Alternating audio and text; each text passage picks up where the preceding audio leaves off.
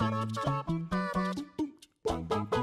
jabronis, I'm Will for What Culture. I hope you're having a fantastic day wherever you are, and I'm here to talk to you today about amazing games, or more specifically games that should have been amazing if it wasn't for one terrible gameplay mechanic. One terrible gameplay mechanic can tear a game down from its lofty status as a fantastic game into a purely mediocre one, and it's with that in mind that I ask you to join me as we explore the murky waters of 6 amazing games almost destroyed by terrible gameplay mechanics. Number 6, Castlevania Dawn of Sorrow, Magic Seals.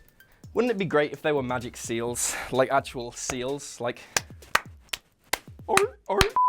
So, Castlevania Dawn of Sorrow was one of the first games released on the DS way back in the sepia-tinged 2005, which meant that it was the first Castlevania game lots of us ever got to play. This also meant that it had the obligation to include some touchscreen gimmicky bullshit because Nintendo were pushing that angle really hard on the promotion for the DS. In Castlevania Dawn of Sorrows, this took the form of magic seals, which basically meant that at the end of every boss fight you had to draw a magic seal with the stylus on the touchscreen, and if you didn't, or if you got the seal wrong, the boss would regenerate a load of health and the fight would continue.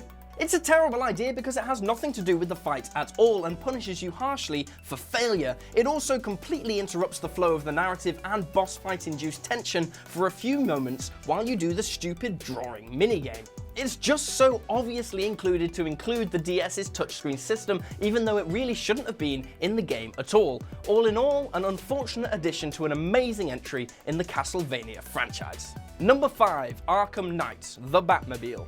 Okay, first off, Arkham Knight is not a bad game. In fact, it's a great game. Everything on this list is a great game. Batman Arkham Knight is really unfairly criticized by everybody for the Batmobile, but I will grant you that the Batmobile sucks. You know what? It's not even that the Batmobile sucks, it's that we have to use it so goddamn much. At the start it's kinda cool, but after so many duplicate missions of just fighting waves and waves of endless drones, it just gets so boring. It's a classic case of game designers being way too overhyped about their own innovations, and really, the Batmobile should have been left for if we want to use it, we can, not you have to use it every 5 goddamn minutes. The Joker-mobile though, at the end, that was cool. Props to that section. Number 4, Metroid Prime 2 Echoes, the luck-based boss fight. Sure, I'm down for the odd random encounter or randomized drops or whatever, but when it comes to boss fights, no. Boss fights should be about skill and not luck, because if the RNG god isn't on your side, then f*** you. I mean, there's nothing you could have done, literally, it's complete luck, but f*** you. With that in mind, let's take a look at the Boost Guardian boss from Metroid 2 Prime Echoes, who has an infuriating, completely undodgeable boost attack where it turns into a little ball and just ricochets around the map, and you literally can't dodge it. You can't dodge it. You just have to jump and hope that the RNG means that it doesn't smash into you. That's all you can do. To make matters worse, the fight takes place in the Dark World, which means you're taking damage the entire time just from being there, which means if you can't heal up, you'll die anyway, and the only way to heal up is if the Boost Guardian happens by chance to smash into one of the pillars. If it smashes into a pillar, you can get health. If it doesn't, well, you're screwed, because you got unlucky, and there's nothing you could have done. How fun! Yay! The luck factor makes it the absolute bane in particular of speedruns, but it also ruins casual playthroughs if you're unlucky just the same. Number 3, The Legend of Zelda Skyward Sword, pointless motion controls.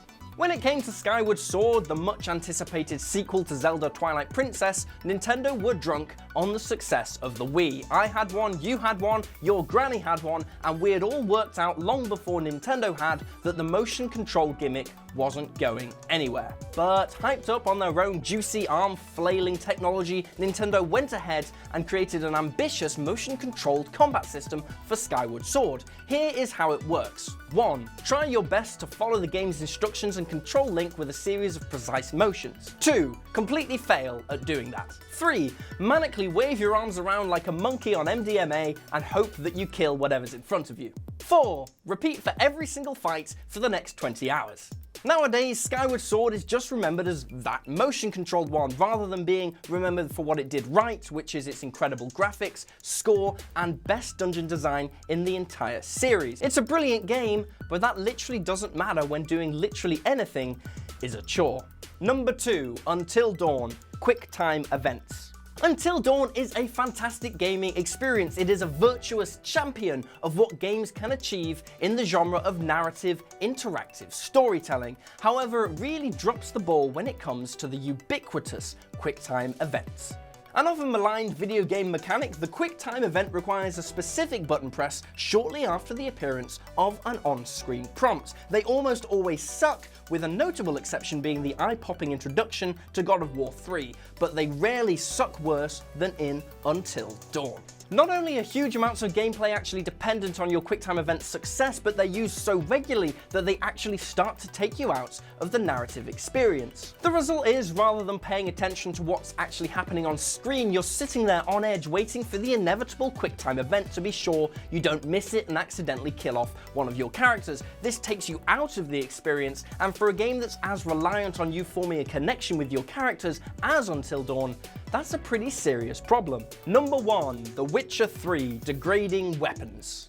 Realism in games is a funny old thing. You want it to be realistic enough that you can dive in and immerse yourself in an interactive gaming world, but you don't want it so realistic that it becomes boring. And all in all, The Witcher 3 did a fantastic job at balancing the two. But one area that strays just a bit too close to irritatingly real rather than fun is the weapon degradation system in the game. It provides a huge halt to the flow of the narrative and gameplay to have to take the time out from what you want to be doing and head to a town and stump up an insane amount of cash to have your weapons and armor repaired. Degrading weapons is a mechanic that basically blights any game it touches, including The Witcher and Breath of the Wild, two of the best games in the history of the medium.